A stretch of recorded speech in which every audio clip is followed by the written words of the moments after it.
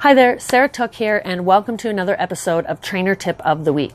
So last week I decided to show you the warm-up that I do every time before I go play a round of golf. So I thought maybe I'd stick with the golf fitness theme for a little bit longer, and maybe we could look at some different swing characteristics and what physical limitations could be causing them.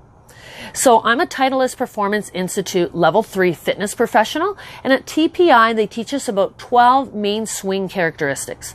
So we're going to look at two of them, sway and slide. So we're going to look at the two of these together because a lot of times they're caused by the same physical limitations. And if you have one, a lot of times you have the other one to some degree.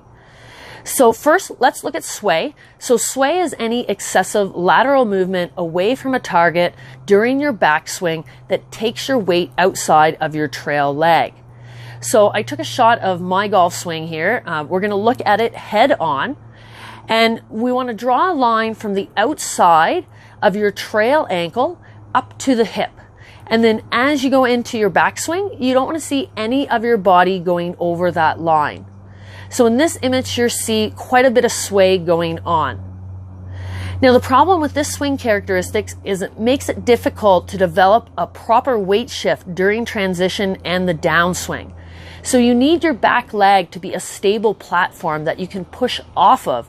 Otherwise, you're going to lose power and you're likely going to try and develop speed in an inefficient sequence, which means you're going to use muscles that you shouldn't be using more than you have to, which tends to 9 out of 10 times lead to injury and pain.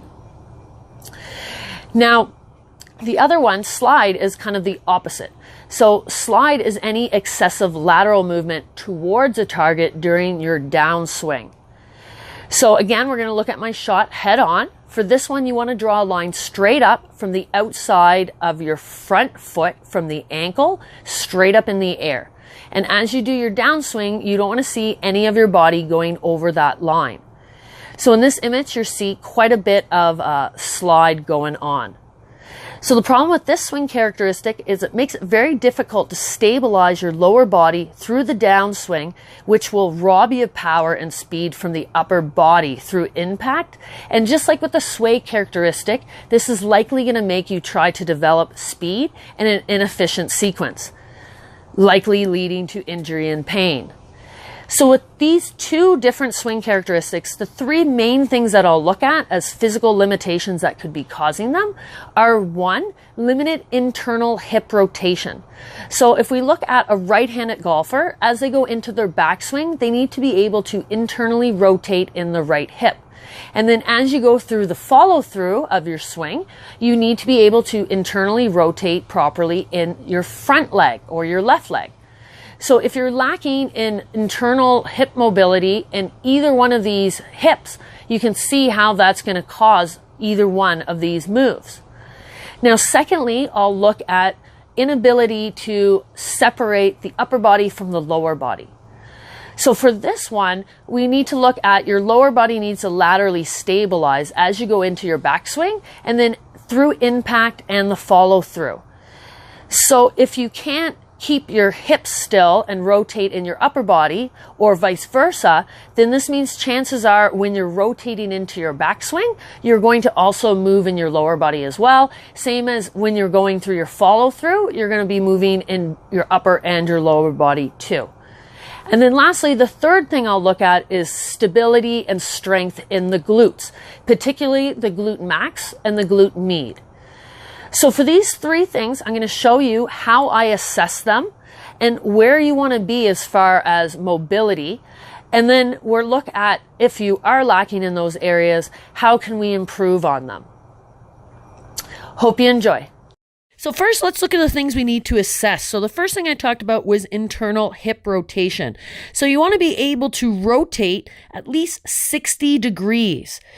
So to set this up, we basically have some tape on the ground with 60-degree angles from the front, and you rotate each way and see how far you can go.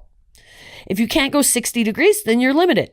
For the next one, to see if we can disassociate from the upper body to the lower body, first one, we'll keep the upper body nice and still and just rotate in the hips.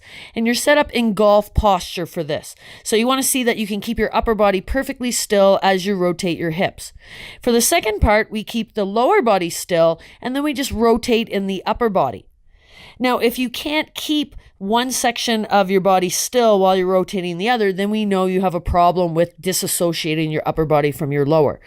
The other issue that could be holding you back or causing the sway, the slide, is that you're not able to rotate in your thoracic spine. So in this one, we're just setting you up to see if you can rotate at least 80 degrees in each direction.